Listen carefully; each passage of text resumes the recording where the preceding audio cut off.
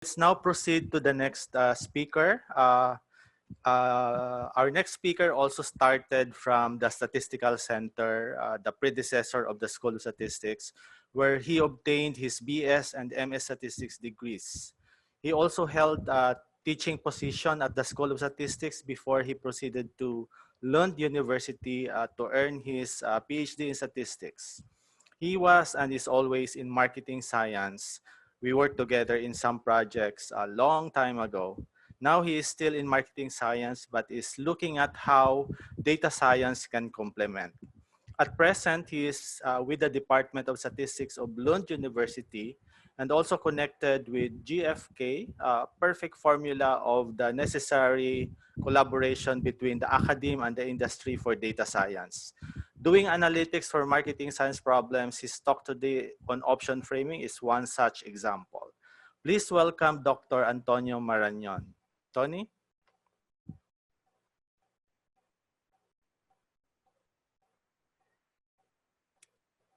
Tony? You're muted, Tony.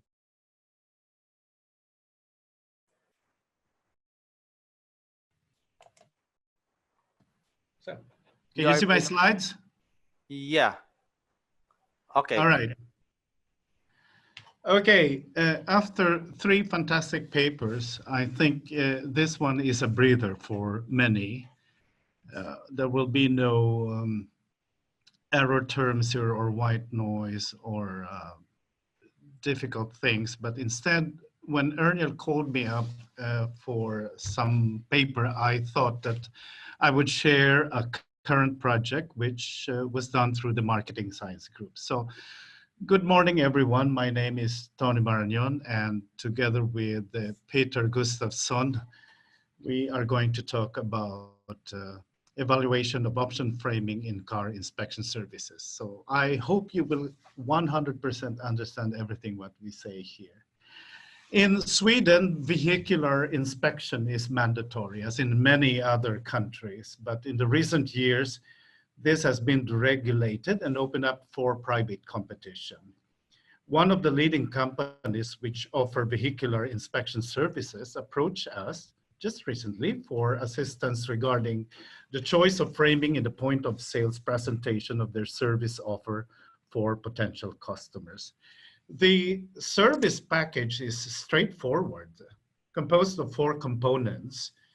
The first component is required. It's the basic mandatory inspection as specified by law and priced at 395 crowns. And then we have 3 additional options.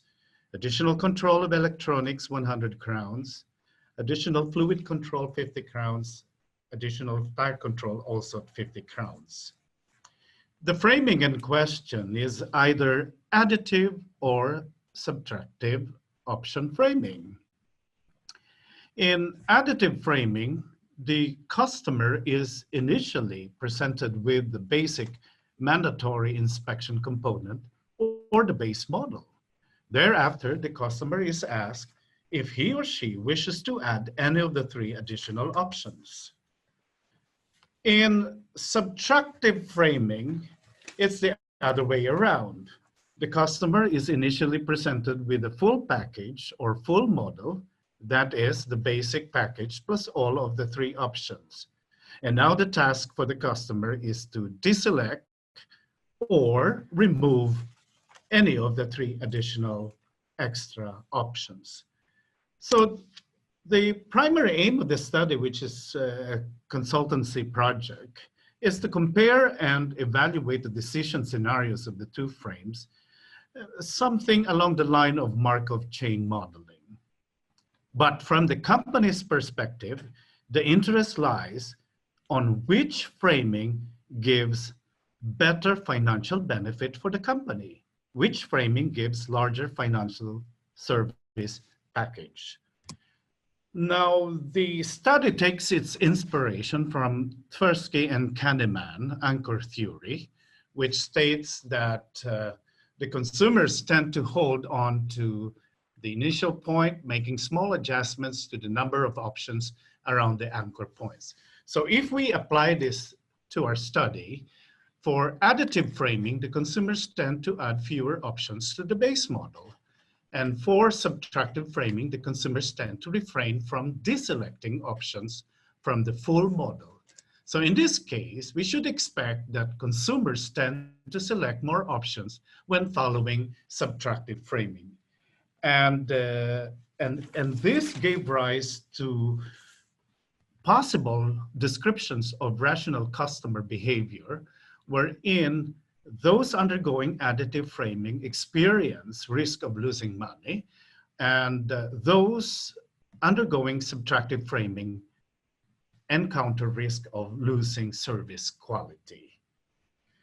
The framework of the study includes the risk components in relating framing of service options to the final choice or configuration. We have also included uncertainty about prices in the study.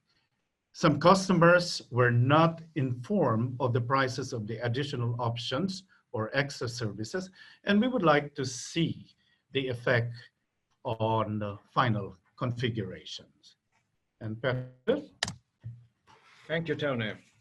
The design of the study, the experiments, due to the client's direct need and tight schedule in this very new market situation, we decided to focus on the number of chosen options, not which ones, and model the customer's decisions as a Markov chain at different stages. Note that the number of options represents different states in the Markov chain, and the transition probabilities between states represent the actual measurements of a risk aversion or risk behavior of the consumers. So we have a Markov chain model of option frame structures. We have three stages. 0, the service concept is presented and the respondent evaluates whether or not the concept is to be considered. Here we only have one state, number 0, no selection. At stage 1, given that the respondent is positive towards the service concept, the initial package is presented and the respondent then evaluates the options following the framing structure. At stage 1, we only have two states, state 1, base model, or state 4, full model, depending on which kind of framing structure we have access to the respondent. At stage 2, the final stage, should the respondent wish to modify the initial package, a final configuration of a service package is done. Here we have 4 possible states, 1, 2, 3, and 4, depending on the customer's choice. So we have 4 possible experiments. 1, additive framing, not showing prices for the options. 2, additive framing showing prices for the options. 3, subtractive framing, not showing prices for the options. And experiment 4, subtractive framing showing prices for the options. Here's the results of the 4 experiments. Here we present the actual measurements of the transition probabilities at different stages and for the different states. If we, for example, look at additive framing without prices for the options, we can see that most of respondents try to hold on to the initial model, 0.7%, which is an indication for anchor theory.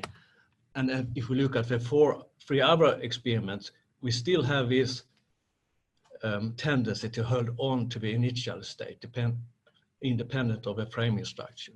A nice confirmation of anchor theory, actually. Okay, there are 6 hypotheses that we would like to discuss with you today. And hypothesis 1 is actually what the client or the company is most interested. Didn't care much about hypothesis 2 to 6. For the client, they really want to know what the expected values are. So hypothesis 1 is we claim that the expected values of the number of features in the final configuration is greater in subtractive than additive framing. And to test this hypothesis, we simply compute for the truncated expected values of the number of features in the final configurations. And as expected, Both subtractive frames have higher truncated means than any of the additive frames, almost double. The differences are statistically significant. So, during hypothesis 3, the type of option framing affects the form of the final state distribution from initial models. For this hypothesis, we create the distribution of a distance from the initial model. That means, more or less, if we have a shape and form of the distribution functions here, we can see at a distance of 0 represents that we still are at the initial model. A distance of 1 represents that for additive framing, the consumer has added 1 more options to the base model. And for subtractive framing, that means that the consumer has removed 1 of the options, and vice versa for 2 and 3. What we can see here is that for additive framing, the bars with blue and turquoise, we have a monotonically decreasing function. The larger the distance is from the initial point, the smaller the probability that the consumer will choose that many options. And for subtractive framing, the yellow and red bar, we have a U-shaped function, indicating that we have a switching point. For very long distance from initial model, the consumers tend to switch behavior in favor for low prices. And we can also say that the difference between these two distribution functions are statistically significant between additive and subtractive framing, but not within the respectively frames. So, hypothesis 3. This is about anchor theory, actually. The non-transition probabilities for the initial models based on full tend to be larger than other movements. According to the anchor theory, the consumers tend to hold on to the initial model.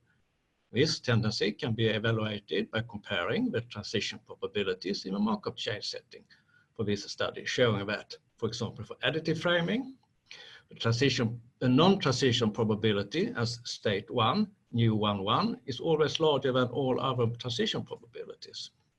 And for subtractive framing, the non-transition probabilities at state 4, the initial point, is always larger than all other transitions.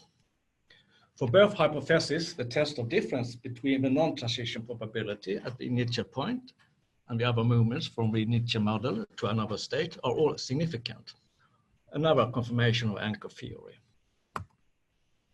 Okay, for hypothesis 4, we have the knowledge of the prices of the options affects the transition probabilities in both additive and subtractive framing. In this case, we have 2 groups with prices and without prices. So for additive framing, we compare the aggregates of the transitions 1, 2, 1, 3, and 1, 4 for the groups with prices and without prices. And for subtractive framing, we compare the aggregates of the transitions 4, 2, 4, 3, and 4, 1, again for the groups with prices and without prices. And the results are as follows. For additive framing, the aggregate transitions for with prices is higher than without prices. Then you can see they're 0.411 with respect to 0.298. This indicates a tendency to choose more options when the customers know the prices. They move on to a higher level once they are comfortable with the prices. Now, for subtractive framing, the aggregate transitions for with prices group is lower than without prices. And how do we interpret this? This indicates a tendency to hold on to or maintain more options when the customers know the prices. So the results confirm earlier price sensitivity studies. Prices deemed acceptable is indicative of positive transitions to more options in the final configuration of the option framing. And when we looked into hypothesis 5, this is again, we're trying to prove Kahneman's anchor theory here. But for hypothesis 5, we looked into the non-transition probability for the base model in additive framing. If it is larger, we expect it to be larger than the non-transition probability for the full model in subtractive framing. If this is true, then this implies that anchoring is stronger in additive framing. And the real question here, which non-transition probability is strongest? Is it nu1,1 in additive framing or nu4,4 in subtractive framing? And in both cases, without option prices and with option prices, we can see here that nu1,1 is greater than nu4,4 in support of the hypothesis that anchoring is more pronounced in additive framing. But there is slightly a difference in the test results, because for the group without option prices, the absolute difference is significant. But when the option prices are known or revealed, the absolute difference of non-transition probabilities is not significant. So no matter what framing process is used, the suitability of the prices of the options can favorably affect the final service package. The framing comparison for the with option prices case can be used to verify price sensitivity results. And finally, our hypothesis 6. Hypothesis 6 is more about the balance between losing money or the risk of losing quality. So the risk of having to pay higher prices for services is more intense than the risk of lowering service quality. To verify this last hypothesis, we use the distribution of the distances from the initial model, already evaluated. Earlier, it has been shown that the final state distribution for distances from initial model are significantly different for additive and subtractive framing. Following the formative computation of truncated means, the estimated expected distances for the corresponding initial model are as follows. We can see here that if the expected distances is 0, that means all of the respondents in the experiment keep on to the initial point. And if the expected distances have a value 3, that means that the respondent either remove all of the 3 options for subtractive framing or add all the options for those who are accessed to the additive framing experiments. Now, the results. Additive framing without prices for additional options, the expected distance here is 0.4, very small distance from initial point. Consumers are very reluctant to move to leave the initial point. If we include the information of the prices, the distance, the expected distances is a little bit larger, 0.6. But for subtractive framing, both with and without prices, the expected distances is a little bit larger, 1.2, respectively around 1, indicating that it is more reluctant for the consumers to keep on to low prices and high quality. So here we have implications for the theory and practice in future directions. When we started this project, it was only possible due to the market situation to measure what we call the initial model, where all the consumers must start in at stage 1, at stage 0, at state 0. And then we can only have this very simple Markov chain structure. But now we can expand this initial model to what we call the entry point model, which includes all possible states and all possible transition probabilities. All right, some concluding remarks. Based on the 4 experiment groups, we see that subtractive framing is a clear winner. So that means that if you have the option of presenting your products or your services, the way wherein you will get more financial benefits is to do it in the subtractive way. Present the entire model and then let the customers remove instead of building up the final package. We also discussed earlier the distributions of the distances from initial model, and additive framing has a monotonically decreasing function, subtractive framing U-shaped function, and the differences in the shape of this behavior of these framings can lead to the differences in expected distance from initial model, which shows that the risk of paying higher prices is more intense than the risk of lowering service quality. We also we have seen that the anchor theory is very much pronounced on the in the additive framing situation.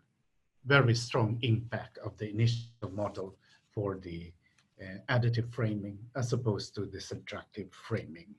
But when we showed the prices for the options, it had a significant effect on lowering risk aversion, which is very important that price sensitivity studies should be done in parallel to determine the acceptability of the prices of the options. For future studies, other constituents will be analyzed in the same way as price subgroups used in this study. It would be interesting to explore further applications of market shape models in other scenarios or types of option framing. Entry point model, which Peter discussed earlier, using actual options as states in sequential studies, which we are going to do in another consultancy project for solar panels for households, and a more intricate state space modeling, incorporating explanatory variables such as age, brand of car, previous experiences with service inspections. What I can say is that it has been a delight in applying Kahneman's anchor theory in this project, in this very short project, in option framing. So I hope you gained a little marketing science insight from our short presentation. Thank you very much. Thank you very much, Tony. So again, please reserve your questions, or better yet, type it in the Q&A box for the speakers to reply on them later.